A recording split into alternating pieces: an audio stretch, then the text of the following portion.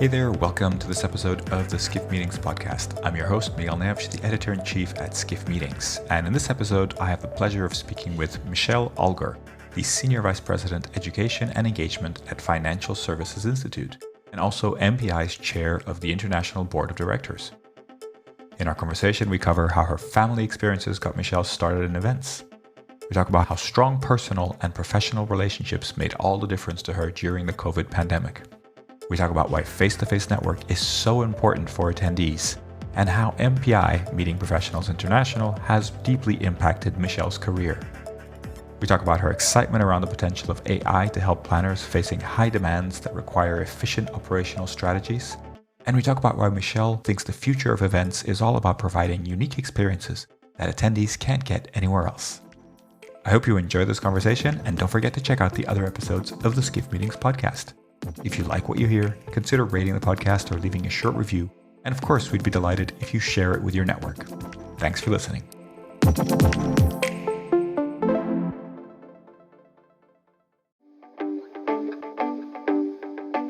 And now for a word from our sponsors, PHL Life Sciences, a division of the Philadelphia Convention and Visitors Bureau. Host your convention or trade show in Philadelphia, one of America's leading life sciences hubs. PHL Life Sciences, the first and only CVB division of its kind, will connect you to the professionals at the forefront of your industry and to a culture you can only find in Philadelphia. A city known for its rich history that's forging a bright future, Philadelphia challenges the expected and defies convention. A world of discovery is waiting. Visit phlife.com to learn more.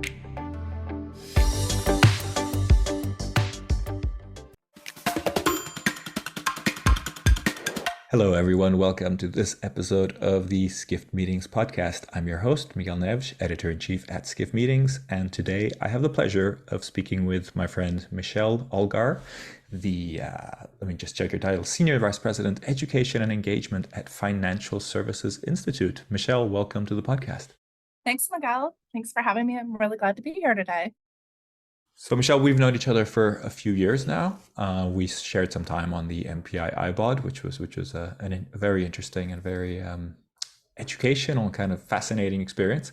Wanted to kind of get everybody to know you a little bit, know your background, know your sort of where you started, and I'd like you to start, if you don't mind, if you remember, from by the point of when you first came into contact with business events, with the world of business events, and then take us through to the present day, and maybe we'll go off on some detours in the meantime. Sure. So I will say, as a child, I was always very fascinated with planning. I always wanted to know all the details and drove my parents crazy about all of our vacations and all of that. So when I was in college, my father had a business conference in San Antonio, and he invited my mom and I to the event. And he was responsible for planning a small private dinner. And I went with him, to the pre-advance meeting and saw where he had the invitations made up. He had selected the menus, and then my mom and I also got to participate in the dinner. So that was probably like the first inkling into conferences. And then probably later that summer, one of my friends invited me to ASAE's annual conference in Boston. Their father was getting the Key Award, which is a very prestigious award in the industry. And so I got to go and see him get this award, and also got to walk the trade show and was mesmerized, by all the booths and all the energy of the people on the trade show floor. And so when I was in college, I went to Ithaca College in New York, and I ended up taking part of my internship, college internship requirement was with Hyatt Hotels Management Training Program. And that really was probably the beginning of my journey. And I just had a great experience working for them. I participated in Hyatt Regency, Cambridge and Boston, and did that, and then ended up getting hired after my program was over, and then relocated to Washington, D.C.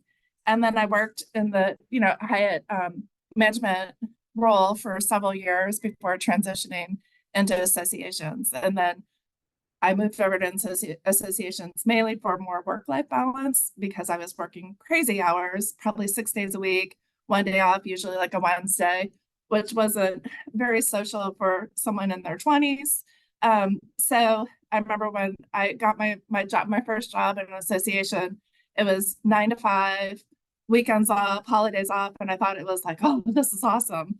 But I started with American Bankers Association, and I was their registration and housing coordinator. And then from there, I went on to doing the education for their events, and then doing the meeting planning. And then as my career progressed over the years, I moved to different associations just to keep moving up and taking on more responsibilities in my roles. And finally, I'm in my current job for the last 11 years, and I'm the Senior Vice President of Education and Engagement. So I'm responsible for the overall strategy, our, of our conferences. I work with our members to plan the content and just, really love what I do. Fascinating. So this sounds like there was a year there in college or so that really piqued your interest, Yeah. and then you went the hotel route, and then you decided, well, this is a little bit too intense. We need a Yeah. little bit of a work-life balance, and association seemed like a good route there. I will say, when I transitioned on the association side, it really helped having that hotel background. So it really helped me in my role as a meeting planner to really understand how to work with a hotel, how to who I needed to talk to when I needed to have things done. So it really helped provide a good foundation. And so when you speak to family and friends that are not in the industry, is it easy to explain what you do? I try to give relatable analogies. So my sister-in-law is in real estate, and she goes to their national real estate conference every year. And so I try to share with her, like, okay, you go to this conference. Well, I'm the person that secures the location of where you're going to meet. I'm the one that orders all the food that you eat. I'm the one that picks out the speakers that you hear and does the room sets. And so when you're able to kind of relate it to something that they're familiar with, I feel that it helps. My mom's 82, and I'm still amazed. I just came back from a conference, and she was asking me, oh, so how many people were at your event? And so I think they get it. I don't know that they completely understand, but I think they have a good understanding. Good to hear. So, could you tell us a little bit about the types of events that you do for FSI? Mhm, I'm sure you do a range, but if you give us a kind of mhm. overview, that would be really interesting. Yeah, so throughout my career, I've worked on various size events, small events to as large as 25,000.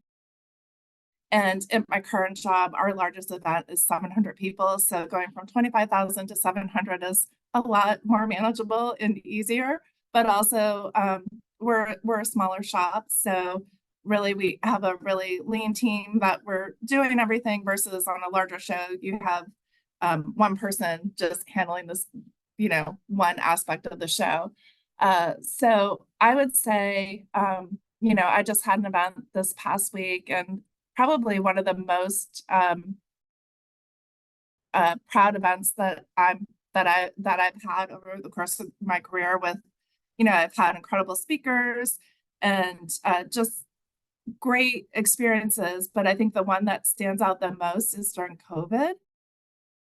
It was probably the most challenging in planning experience, so unpredictable, things constantly changing. And, typically we plan events so far out. And leading up to this one event, I replanned the speakers a million times. Just, we'd have the Delta variant came, we had a snowstorm come, and just when you think, you had everything planned, something else would happen. And so because of all the challenges and being able to actually host the event, have good attendance, and have our members really be thankful for us being able to show them how to plan an event during these times was so incredibly satisfying. And that was probably one of my, I think, most treasured experiences that I had, even though it was really challenging. I can imagine. So you mentioned the COVID pandemic, and this is something that we've covered a lot, and kind of the change of the industry. But I wanted to maybe ask you for some positives and or some silver Mhm. linings that you think came Sure. out of the COVID pandemic, because I am seeing a lot of deep changes to the business world and to the events world, but I'm always interested to understand what we maybe learned or what we took out from it, in your view. I would say probably the number one is relationships, both personal and work relationships, of just how important they are. I think that's the biggest thing for me that came out of that. And then just that we're incredibly resilient. Change is constant, and it helps show us that we can adapt and just continue to innovate and look at things differently and come out resilient. And I think that that's incredibly huge, constant contingency planning. But I would say probably the most was the relationships. It's just so important to have those strong relationships with your family. And I think they were solidified during COVID when you're spending 24/7 with your family. And then just also having those strong business relationships to help you through those really tough times. Yeah, for sure. And in terms of the leadership at the Financial Services Institute, do you feel like the approach or the attitude towards events has shifted after COVID? You mentioned relationships and I guess the importance of events, right? Is that something that it is seen differently today, you feel? So the main reason our members come to our events that we plan is for networking. They're all about face-to-face networking. And while it's great to be on a video with you and I love seeing your face, but I would love to see you in person more. And so we do a lot of business face-to-face. And again, our members were so incredibly grateful that we were able to show them how to put on a meeting during these times. They do their own events as well, so they're really looking to us to show them how to do it. And I'll be honest with you, I look towards our industry. I went to MPI's conference during COVID and Grapevine and saw firsthand how they did their events, and I took those best practices and brought them back and implemented them in my own company. And then my company, my members took our best practices and use them for their conferences. So I think if anything, they definitely see the value of our meetings, and we have very strong support. Great. So you mentioned MPI, and of course you are chairperson this year, which is congratulations on that. It's a great role Thank to you. have, and looking forward to learning more about your plans. But also wanted to kind of ask you, you have a lot of success in your career, and I wanted to just get your thoughts on kind of the key qualities and skills that have enabled you to climb like this. You've done very well in the association world, and now you're leading the largest association of meeting professionals in the world. How do you do that? So I think honestly, what I got involved with MPI for the education, and I stayed for the community. I worked for a nursing association, and the main reason the nurses came to the events that I planned was for continuing education to maintain all their certifications behind their name. And that's what inspired me to get my CMP. And when I went and sat for my CMP, I know I needed a study group. I couldn't just take the exam on my own. And that's how I got introduced to MPI. I took a study course through the Potomac chapter, and that led to someone in my study group asking me to participate in a committee. And I'm like, sure, have no idea, show up for a meeting. Next thing I know, they're asking me to go to a council meeting, to sit in for the chair. And the next year I'm chair, and I continued to move up that way through MPI. But also, I would say my professional development, I've always been a strong advocate for it. So when I got my CMM, it was to showcase, to my members, I was just as serious about my career as they were for theirs. And then I went on and got my CMM because I wanted to show that I understood the strategic functions of a meeting, and I was able to implement a business plan in my current company that actually I saw go to fruition. And that was such a satisfying thing to have. And then for my CMO, I decided I wanted to, really show that I understood how an association worked and all the different departments. And so I went and got my CAE. So I'm constantly striving for what's next, what can I do to help build my skill set, to help show my value within my company. And a lot of times, I didn't necessarily have that next step in my current job.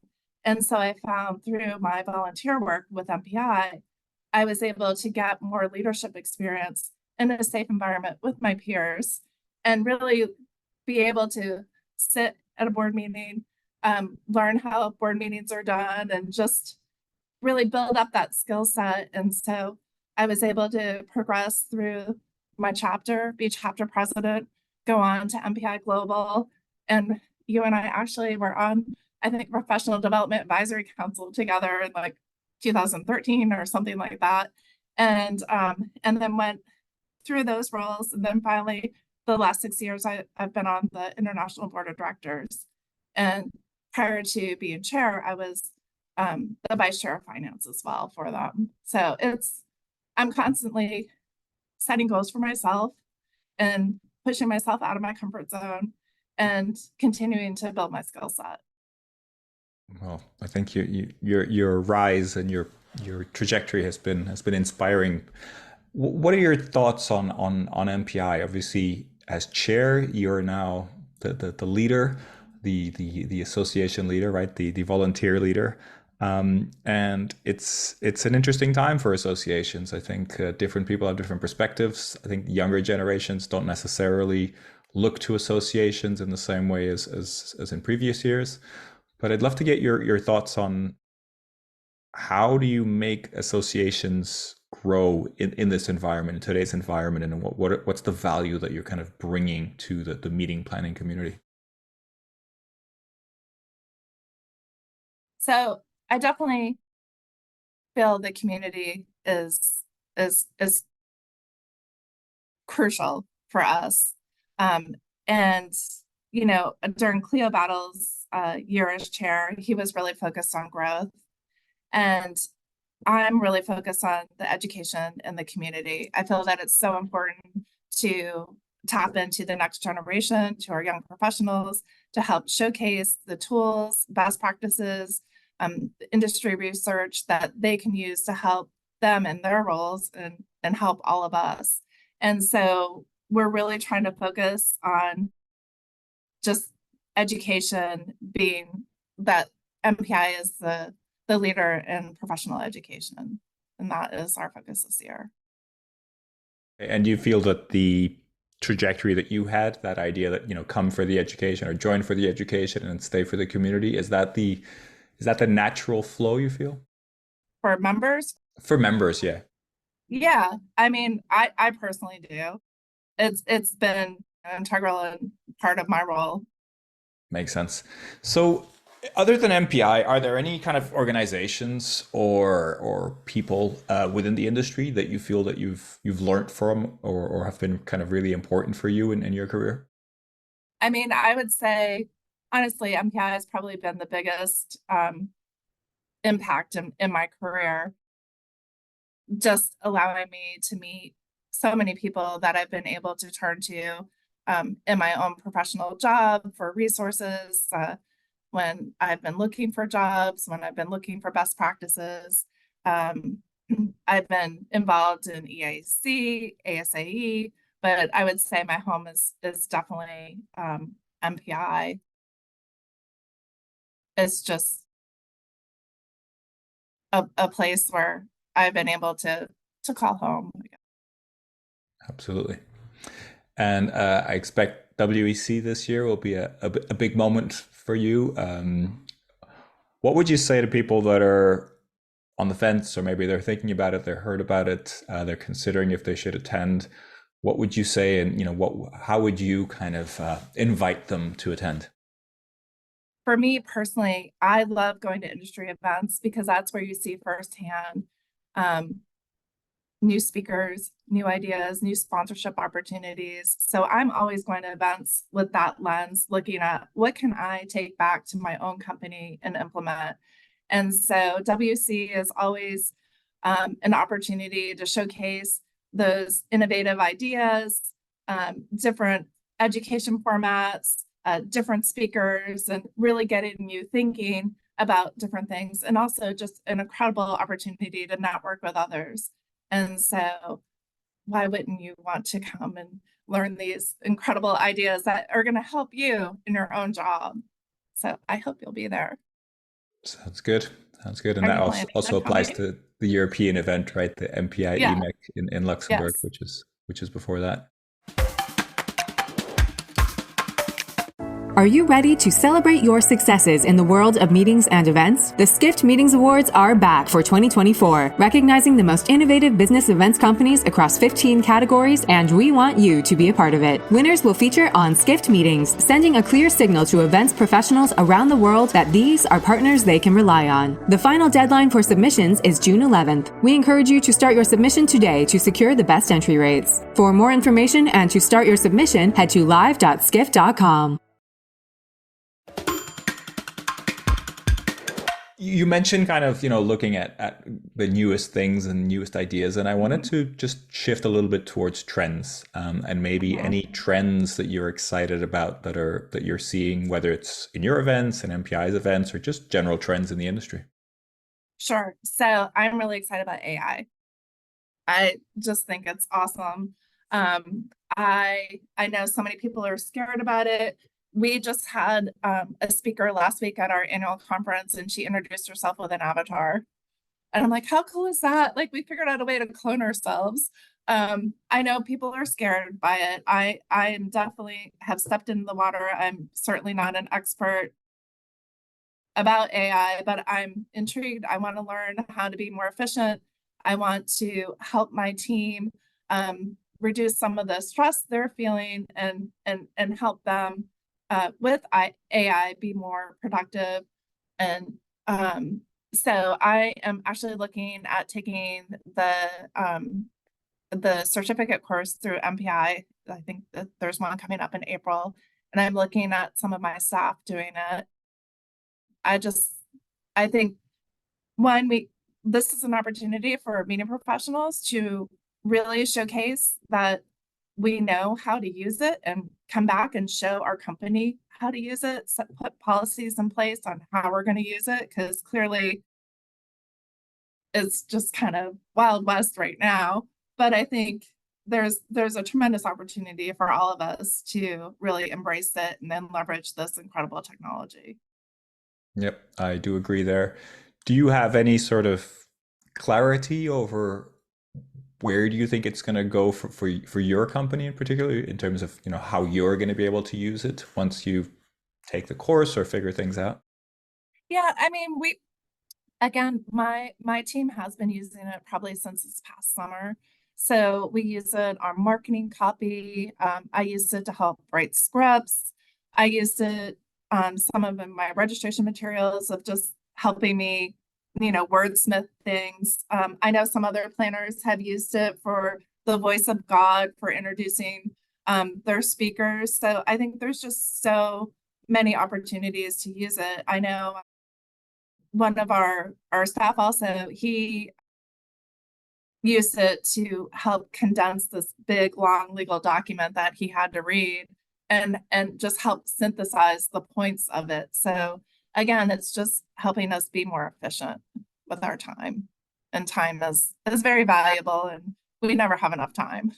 Absolutely. The running joke for me is the you write 3 bullet points as marketing copy, and then you give it to AI and it writes 2 pages, and Oh, then I the know, I reader agree. It's like shorten it. but then the reader takes those 2 pages and asks AI to summarize it and gets back the Yeah, 3 bullet points that you wrote originally, right?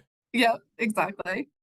So you mentioned kind of not being afraid of AI, which I think is a great stance. But what are you challenged by? What's keeping you up at night in terms of kind of the Mm. meeting planning universe?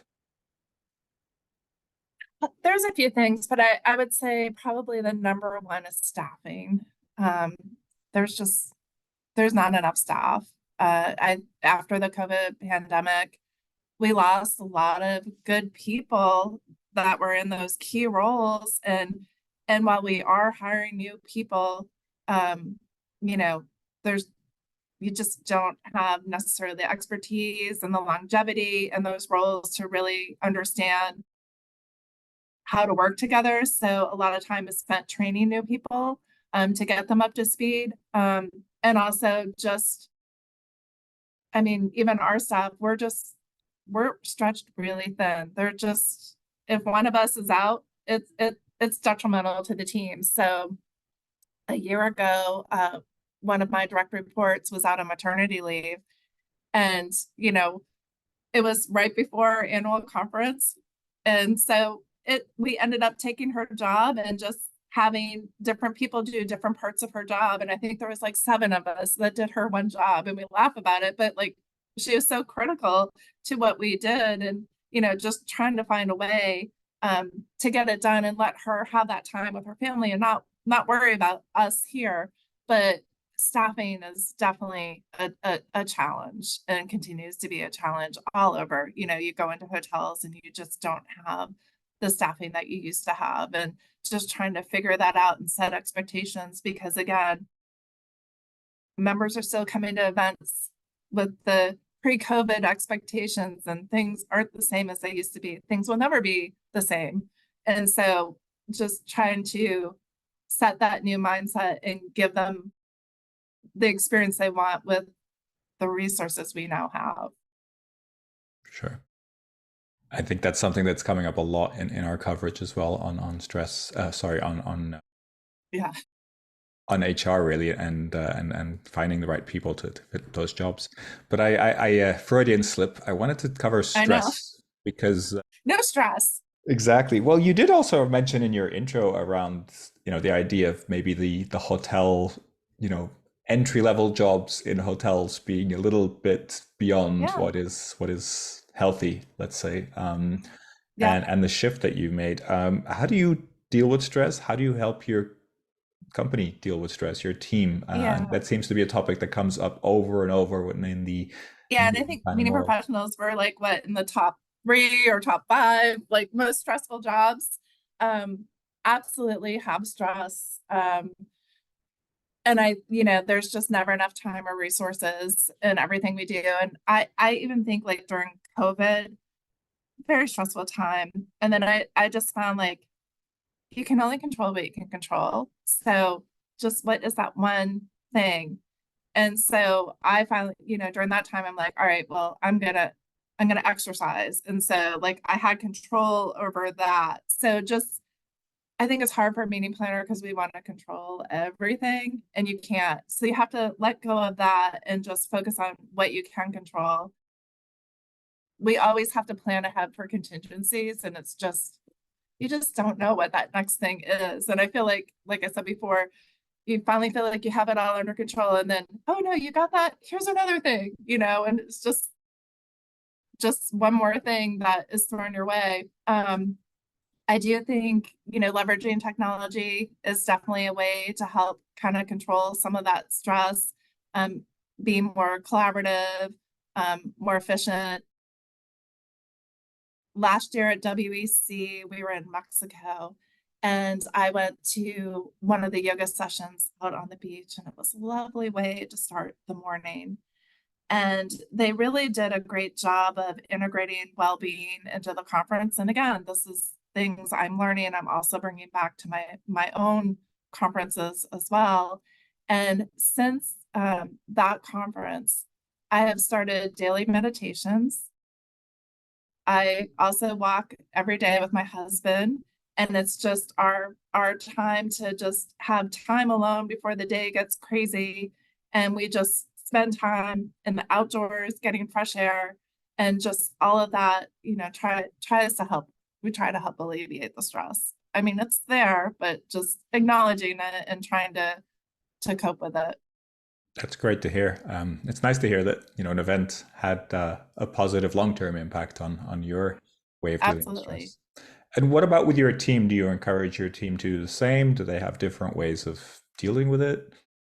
Yeah. So Ever since COVID, we've been virtual. We still have an office where staff can come in, but they're not required to come in.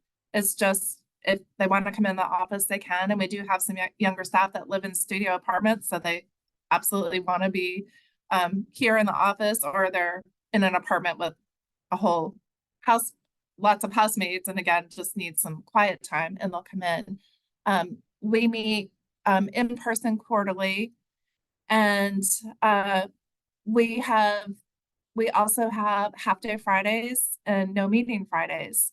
So we try to help our staff get prepared for the weekend with their family, and just, that first half day on Friday, just start shutting down for the week and then transition into the weekend with your family. We also, like one of my staff, the one I was telling you had a baby, he's starting swim lessons. So she's going to take half day, a couple hours on Thursday to take him to swim. And so we try to help our staff have personal time and also work hard when we're working, but have that flexibility so that if their kids are at soccer or whatever, they're able to do that without feeling guilty about having to be at work. And so just really being open and transparent about what your needs are and trying to meet our staff where they are. We're very small, very collaborative, and just really, we have daily meetings and just really there to support each other. Very interesting. Thank you for sharing. What about sustainability? We've been, it's been a topic in the industry for years and years.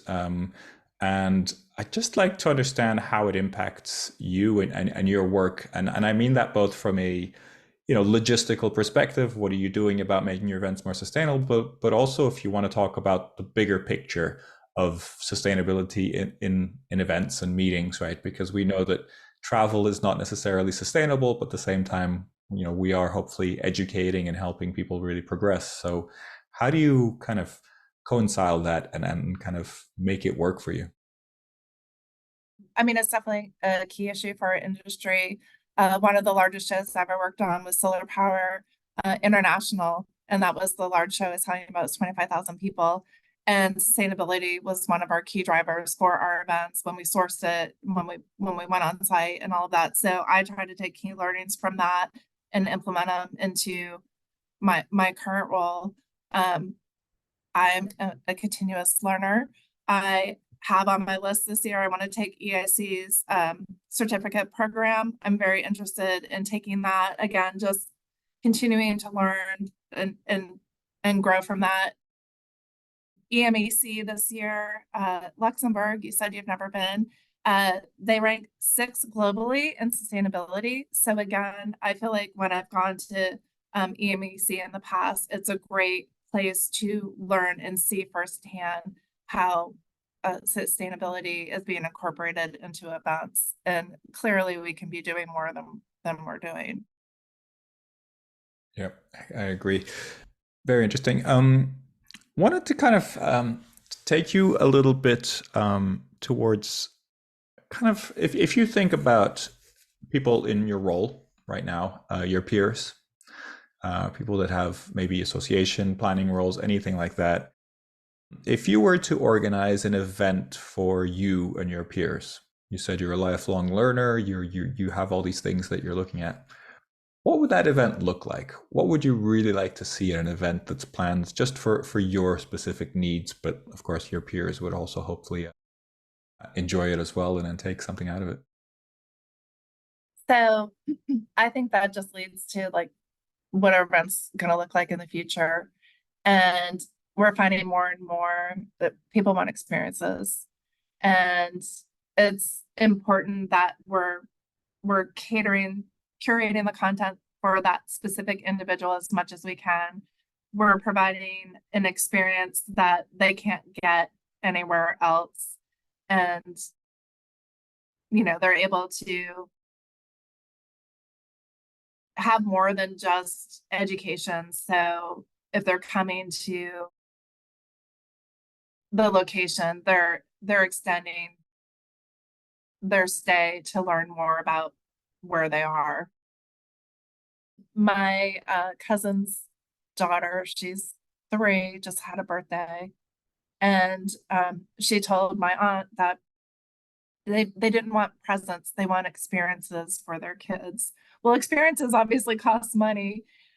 So I think it just goes to show that, the younger generation is being brought up expecting those experiences, and they are more impactful and more memorable. So if I were to plan an event, that's what I would want to curate those experiences. Definitely. So it'd have to be And by the way, she had a baby pig at her birthday party. That's what that's she an wanted. experience. That's an experience. That's a little bit more than an experience. Was it I like, know. did you keep the pig, or was it just I know. that's quite an experience. So you mentioned already kind of going to MPI events, and that kind of inspiring you. Are there any events that you've been to lately that impressed you and that you kind of took things away from that kind of come to mind?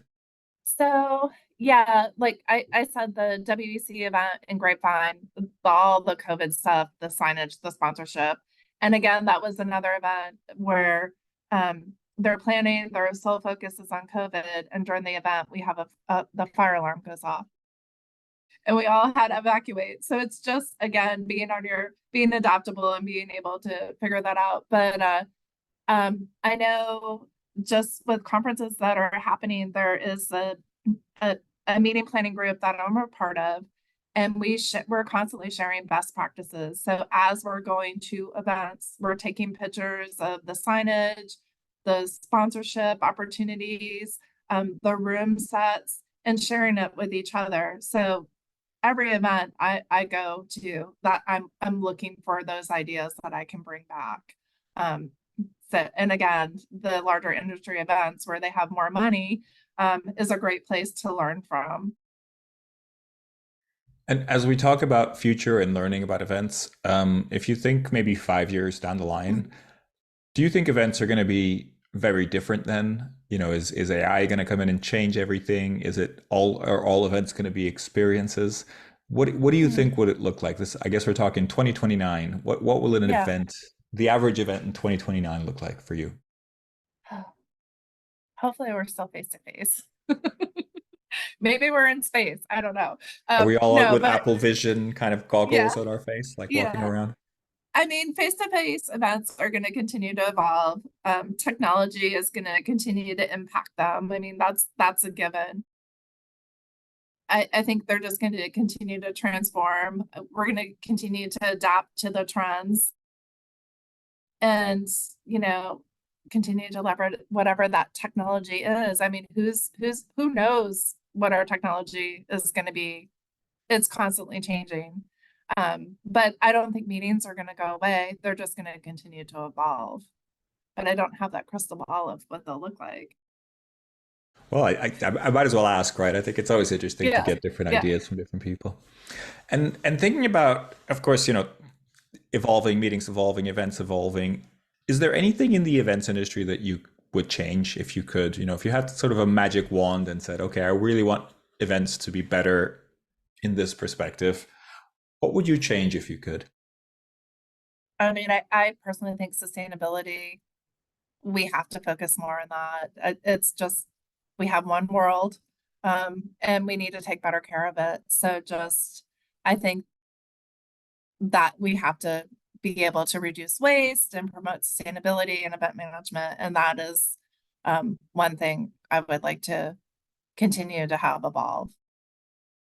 Great. Hopefully those events in 5 years' time will be way more sustainable, and hopefully the climate crisis will have Yeah. been averted or managed, but you never really Yeah. know, right? And events could I be part of remember that going solution. to MEC conference a few years back, and they were talking about all the trash in space.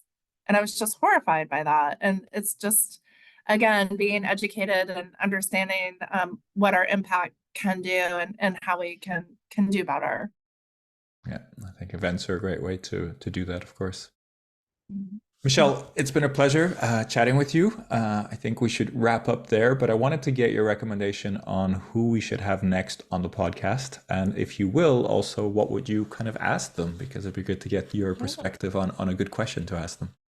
Sure. So I would highly recommend featuring Rachel Andrews. She is the Senior Director of Meetings and Event Marketing at CVent.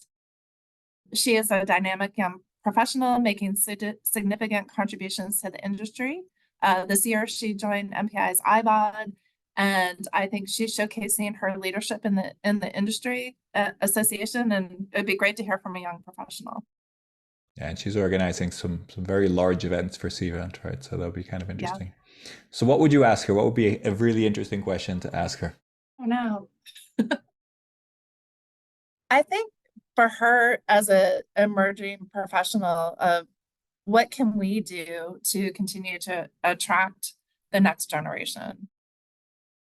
I mean, that's the question we all want to know, right? What can we do? Yeah, that tricky question of making our industry and the jobs within our industry appealing and keeping everything evolving, right? Absolutely fascinating. Michelle, thank you for joining us today. I hope everybody listening enjoyed this conversation as much as I did, and I look forward to seeing you in Luxembourg. I'll be there for MPI EMEC, and wish you lots of success at FSI and also with MPI. You have another 11 months to go of your chairmanship, so I look forward to hearing a lot about MPI and your great activities and your plans for this year. So congratulations once again, and thank you for joining us today. Thank you, Miguel. Look forward to seeing you soon.